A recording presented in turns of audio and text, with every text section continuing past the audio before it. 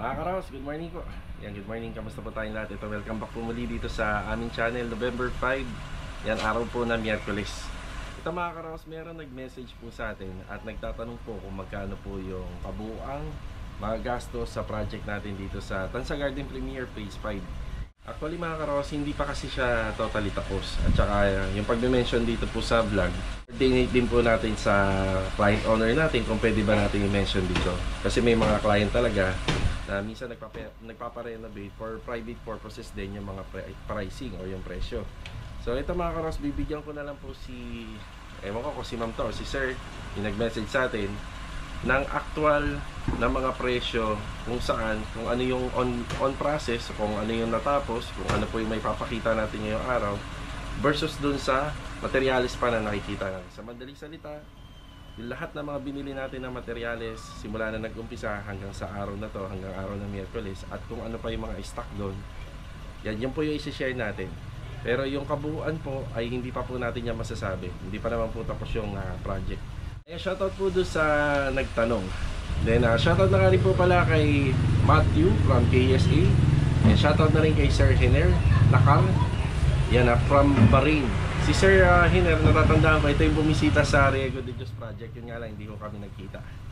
Mga Karaos, samahan niyo po muli kami ngayong araw na Miyerkules. So, isi-share natin yung budget sa manpower at saka dun sa budget sa mga nagagastos na materyales ngayong ongoing project natin dito sa Tansa Garden Premier Project. Let's go! Tara! Karaos, umpisa na tayo. Bali, according sa balita, halos gabi-gabi nanonood na tayo ng balita. Pero maganda yung weather natin ngayon. Ayan o. May malakas daw na ulan na magaganap daw ngayon. No? Bali, syempre, pagka ganon, naniniwala naman tayo sa balita. Pero minsan kasi hindi accurate yan eh. Pero ang ginawa na lang natin na paghahanda is yung deployment, binago muna natin ngayong araw. Pero sana huwag naman talagang umulan. Kasi talagang marami tayong apektado na na mga ongoing project. Tapos yun nga, ipagdasal po natin yung Visayas and Mindanao. Nakikita natin sa social media yung mga post nila, grabe sa Cebu, grabe bahang-baha. Ayan na, God bless at sana wala pong masaktan. Mga Karaos, start na tayo. Tara. Mga Karaos, good morning sa client owner namin dito sa Phase 3. Yan, dito kila Sir Joshua, kila Ma'am Mayra Mando, kila Ma'am Milo. Yan, sa client natin dito. Okay, nandito tayo sa Phase 3 ngayon. Sana gumanda talaga na ng tuluyan yung weather. Pero alanganin po kasi yung trabaho natin dito. Papa-excavation tayo. Ayan, bali, may mga pinakasikaso ako dito. Si Marvin, good morning Marvin. Kay Ricky. Rick, good morning. So yung mga buhangin dito, kasi hindi naman para dito yan, yung unang pinadeliver natin. Yan, dadali na natin yan doon sa project natin sa Phase 3, yung tiling. Tapos dito banda, si Rusty, si Epoy, pinull out ko muna. Yung pinaside ko yung buhangin, pinasako natin. Tapos pinull out ko muna kasi yung trabaho nila rito, excavation. Yan, bali halos okay na po yung dun banda sa dulo. Tapos maputik yung lupa.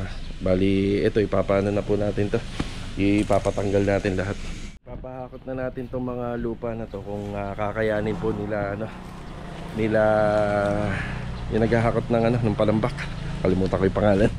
So ito, pahakot na natin to. So sa clearing, yan, medyo yan. Basta itong sample semento, ano po dito tawag dito? Bali dito po yan. Dito po yan. Pero itong semento na to tsaka adhesive, yan, ipo-pull out na po natin. Yan, lagi siyang may tubig. So palilipasin po muna natin tong na to, itong araw na to. Kung gaganda na yung panahon hanggang bukas, ayan, bali babalik na po sila rito. Pero napaka-importante na makuha po yung lupa rito, natanggal. Pag natanggal po yan, yan, doon na tayo magpapadeliver ng buhangin, graba, tsaka mga bakal. Yan na. Yan. Mga dalawang balik.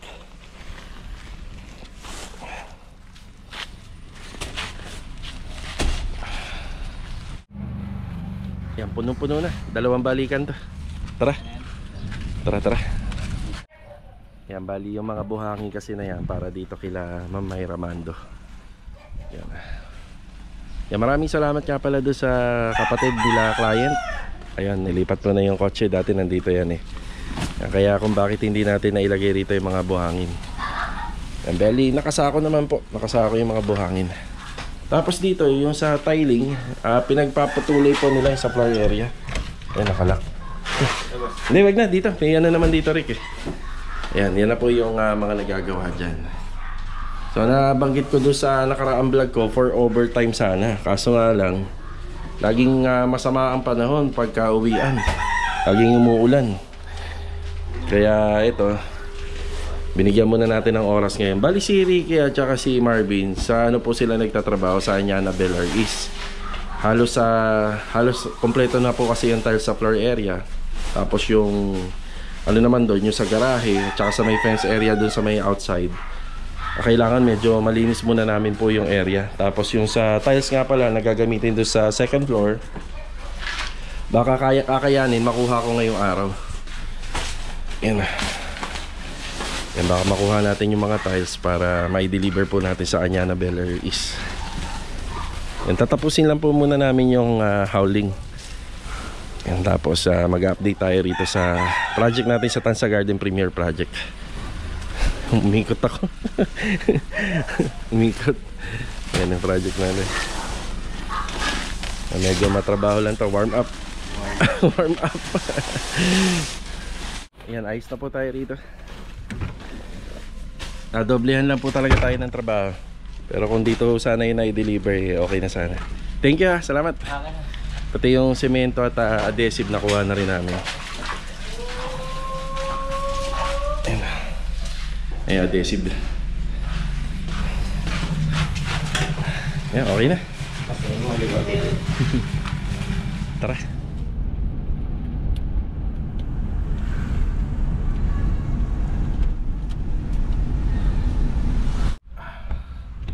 Bale, ito mga karos, nahinto yung pagbablog natin tsaka pagbibigay natin ng update.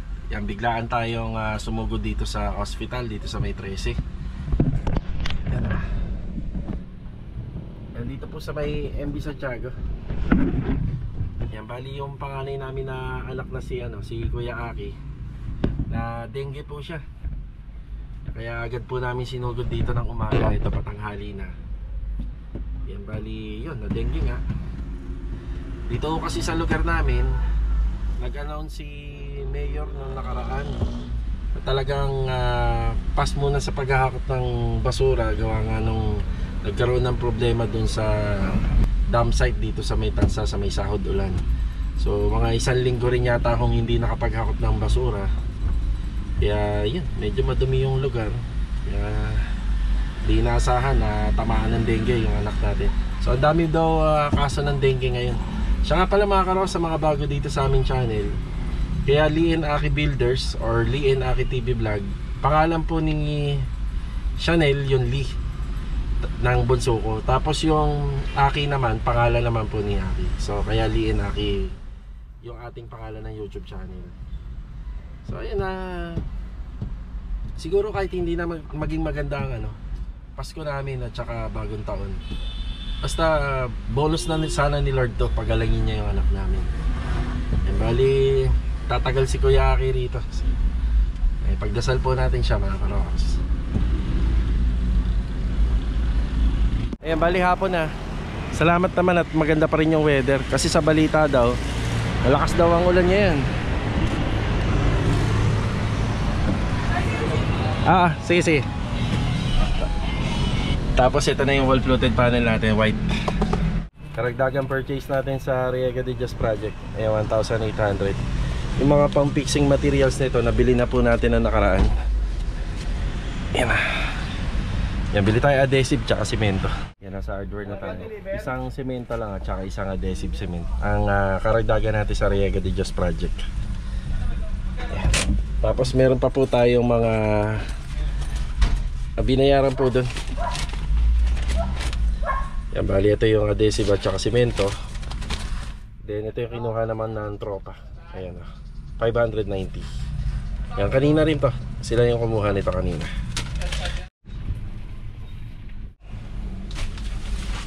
Kinel, thank you po. Salamat. Ito, bigay ni ma'am. Yes. Nako, Gabala pa si Mama. Ma'am Melanie. Ayan. Kaibigan natin dito sa hardware. Bigay mo to, thank you ha. Salamat, salamat. Maraming salamat. Ayan. Ay. Maraming salamat kay Ma'am Melanie. Makakarating to sa hospital mamaya. Okay, ito Riego de Dios project tayo. Hinatid lang po muna natin yung mga semento adhesive tsaka yung panel. Yeah, Rigor, good afternoon. Tsaka kay Master Dindo. Andito si Master Jojo. Ayan, good afternoon. Ayan na. Tapos si Louie. Ayan, nandito si Louie. Louie, good afternoon Louie. Ayan na. Ayan, tapos yung wall fluted panel para dito. Ayan, ito na yung mga nagagawa nila rito.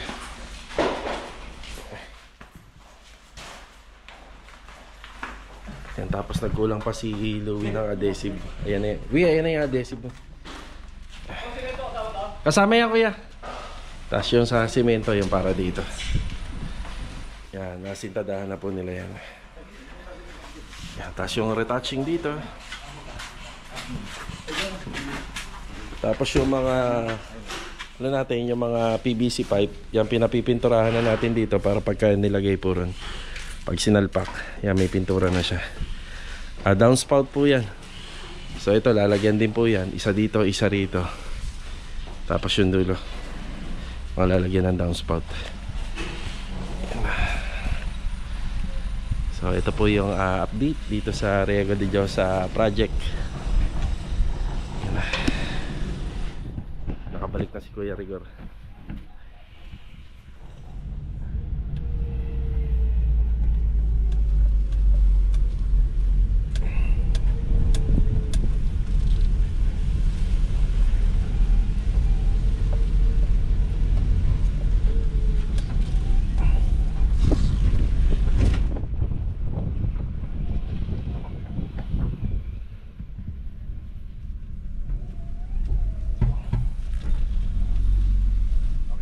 Nandito naman tayo sa Tansa Garden Premier Project. Magandang araw po kila client owner. Yan, bali sasagutin natin yung nagtatanong regarding kung magkano po yung gastos dito sa mga ginagawa natin. Pero yung mga materials na makikita natin dito at ipapakita natin sa video ay part na po ng i-reveal natin kung magkano po yung mga kabuuan na materials.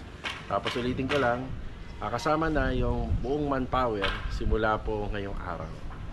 So yun na lang po para mas mabigyan po namin kayo ng idea. Bali disclaimer lang, so maraming iba't ibang pamamaraan sa construction, sa renovation, kaya hindi po natin pwedeng ikumpara kung ano yung mga nakikita natin dito sa mga ibang mga manggagawa at ibang mga kontraktor. So marami po tayong mga diskarte kung paano pwede pababain yung manpower, yung materials, or pwede naman mas mataas pa sa iba or mas mababa sa iba. So dito mabibigyan lang po namin kayo ng idea and price range. Pisaan na natin. Ayan, bati muna tayo at magbigay na rin tayo ng update. Kuya Doming, good afternoon po Kuya Doming. Nagpaporma sila Kuya Doming dito para sa pinaka balcony natin. So ito yung cantilever natin. Tapos makikita nyo ang discarding ginawa na namin dun sa taas. Nauna na yung CHB laying nya. Bali yung sa pagpaporma po ng poste ay magkabilang side na lang. So hindi na po kasama yung sa dalawang sides. So dyan naka-menos na tayo dyan. Kay Sandy, good afternoon po kay Sandy. Yan na. Yan, ganun din po yung ginawa rito. So ang paraan na lang po kung paano po yan nakasuporta, bali nakaipit na lang po ng mga alambre yan. At saka yung mga ginamit namin dito sa poste, sa biga, yan na rin po yung ginamit namin dito. So yung ano natin, yung hollow board natin at saka yung tubular, sobrang tibay pa rin po niya at saka maganda pa rin yung quality ng finish ng buhos kahit na ilang beses pa po natin siyang ginamit.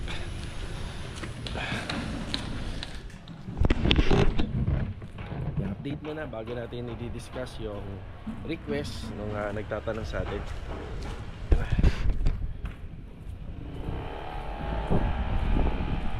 Yan yung weather natin. So tama-tama lang yung desisyon natin na magdagdag na kagad tayo ng manpower dito para sa buhos na ng mga poste. si Rusty. Rusty! Dapat yun. May mga materialis natin, meron pa.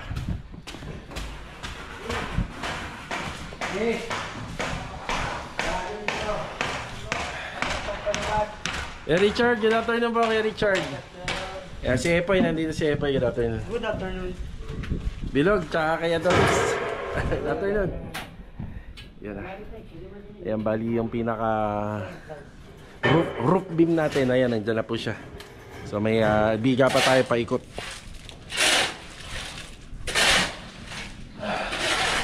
Sa mga row house, sa mga bungalow, back extension finish. Kahit hindi ka maglagay ng biga, okay lang kasi back to back yung extension dun.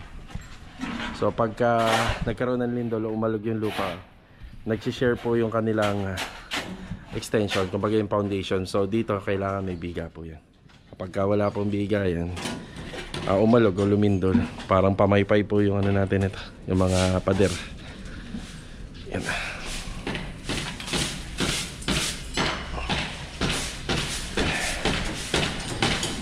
Yung forma natin dito is 8 feet. Ayan, may sirohong matitira para kapag binuhusan po yung biga dun sa taas, karugtong na nito. So yung iba may nakikita tayo sagad na, so tayo may siroho.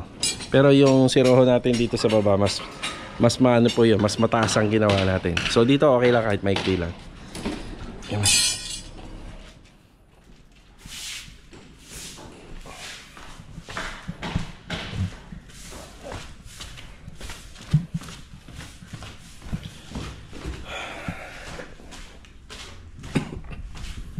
Okay mga karos, umpisa na natin.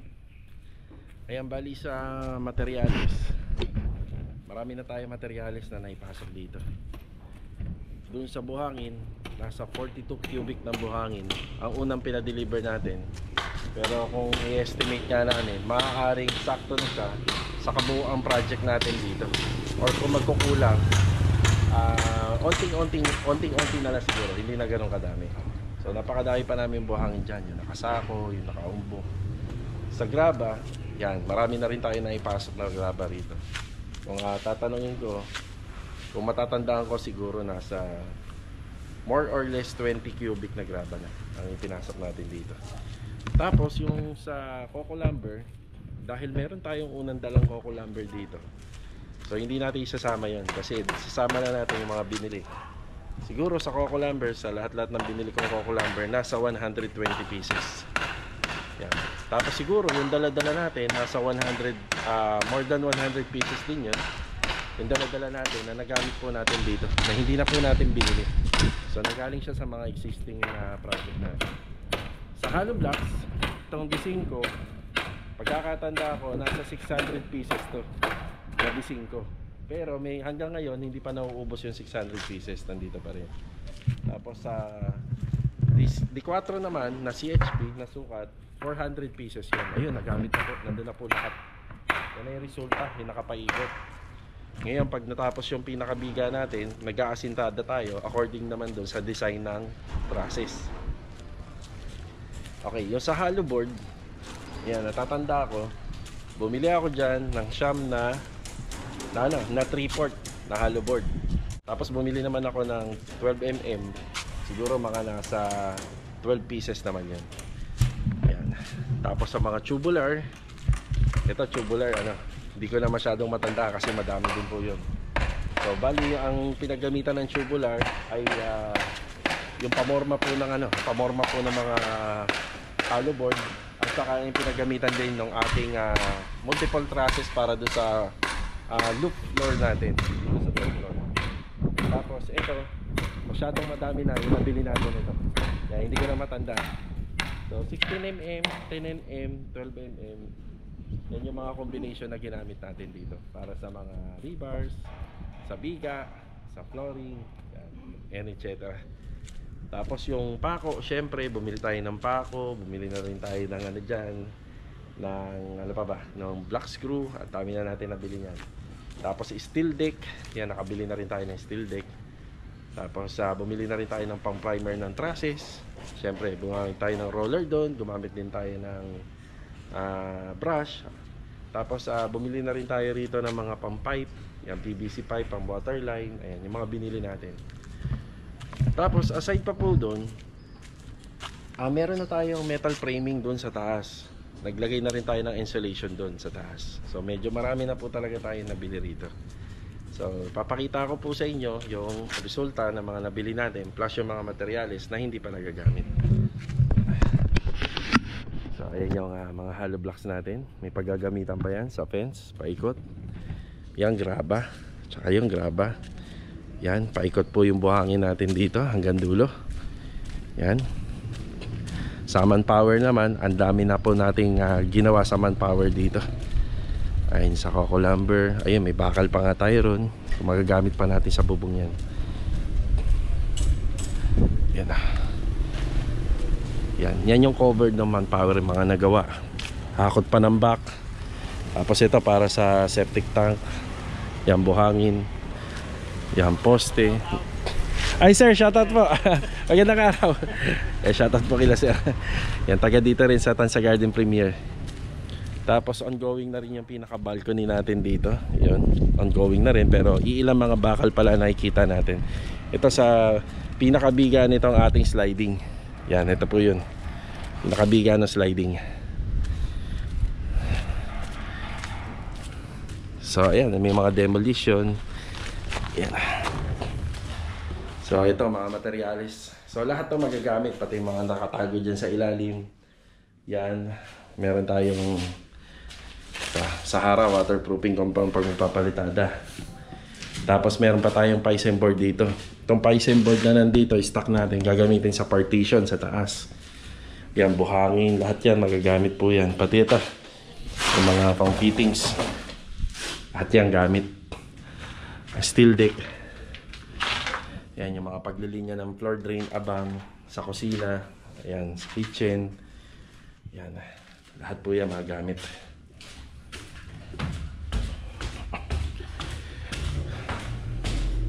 Yan, pagdating dito sa taas, ayan na yung mga nagawa. Yan, insulation, may framing para sa ceiling.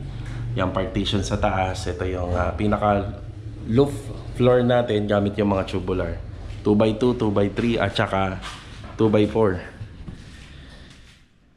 Ayan, may mga nakikita pa tayong mga CHB dyan. Lahat magagamit. Pati ito, covered ng manpower natin to. Binaklas natin. Yan, ito pala, lintel beam para rito. Yung nakikita pala natin doon, yung biga pala yun para rito. Yan, lintel beam, gumawa tayo. Tapos ito, pagbubuhos. Tapos nakikita natin mga tubular yan, binili rin natin yan para dito. So magagamit natin yan sa trusses. Ayan yan po, tropa, nagpaporma po sila. Tapos yun, nakikita natin na abang na tubo na yun, yung pasingawan. Tapos meron na rin mga abang dyan na tubo para po sa floor drain and water line, para naman sa another TNB rito. Yan, halo sila. Ayan mga karohaus, ilalagay ko rito sa screen kung magkano lahat ng nakikita nyo mga nagawang materyales, yung buo na, plus yung stock pa natin dito. So ito po lahat ng mga materyales na total na mga nabili. Ayan. Tapos sa manpower naman, kung nakakamagkano na tayo sa manpower simula na nag-umpisa. So covered din ng manpower. Yun, naalala nyo yung nag-ano tayo rito, nagpapahako tayo ng panambak. Covered din po ng manpower yun. Kumbaga labor and materials na yung hakot panambak. Tapos covered din ng manpower yung nagpa-deliver tayo ng buhangin. Marami tayong tropa na pumunta rito. Covered din ng manpower yun. Ayan, napakarami pa pong gagawin dito. Magro-roof trusses pa tayo, magbibiga. Ayan, tapos magbububong, mag-install ng flashing sa balcony, welding jobs, fence grills, handrail, carpentry, finishing carpentry, overall paint. So marami pang papasok. So ayan mga karohaus, pakitotal na lang po manpower plus yung mga materyales. Ayan, shoutout po dun sa nagtanong. Ayan, shoutout po dun sa nagtanong. Malaking tulong din po sa vlog na nabibigyan po kayo ng idea sa mga ganitong klaseng renovation. So medyo sa tingin ko, dahil nag-uumpisa pa lang naman po kami mag-ipon, dito kami gumastos sa mga coco lumber at saka sa pamorma. Pero kung meron na kami niyan, medyo nakatipid na tayo. Actually sa una pa lang, nakatipid na kami ng 12,000 plus para po dito sa buhangin. Kasi binili ko po itong buhangin na to na nakaano po siya, na isang truck ng buhangin na may load na 42 cubic. Kaya sobrang laki ng tipid natin dyan. Sa hakot panambak naman, kung tatansyahin ko, nakakapito or 8 hakot panambak na tayo. Kumbaga yung na-discount natin sa buhangin, yun yung naipambayad natin sa naghahakot ng panambak. So syempre sa panambak, mayan po yan, malaking bagay na napapahakot natin yung panambak. Bali mga karos, nung nakaraang taon, naoperahan din ako. Marami ring pagsubok na dumadaan sa amin, lalo na sa amin ni Mrs. Kasi ako, mag-isang anak lang ako. Tapos sa panahon ngayon, si Mama nasa probinsya pa. Halos wala po kaming katuwang sa buhay at hindi po kami ready sa mga ganitong klaseng sitwasyon na kapag may na-hospital. Lalo na po ako, busy ako sa trabaho. Pero hindi hadlang yung mga nangyayari at pagsubok na nararanasan namin ngayon para maapektuhan po yung mga trabaho po namin. So meron po kaming mga kakilala na malalapit sa amin, kagaya po ni Carol, yung misis po ni Master Jojo. Siya po minsan yung nagiging katuwang namin kapag may mga ganito kaming pagsubok na dumarating sa buhay. Mahirap talaga na may ma-hospital at may na-admit na kamag-anak or especially anak mo, kasi pagtutuunan mo yan ng oras. At syempre may estudyante pa tayo, kaya kailangan po talaga natin na hatiin yung mga oras natin. Ayan, para sa akin, di bali nang hindi nga maganda yung may experience namin sa Pasko kahit wala pong handa at bagong taon, basta maging maayos lang po yung panganay na anak namin. At syempre mga karawas, mas gugustuhin ko pang maging simple lang ang buhay, kahit tahimik lang at simple lang yung buhay, basta wala ka namang sakit, di ba? So kita-kita na lang po ulit mga karawas for the next video. God bless po sa ating lahat. Ito, paalam po muna.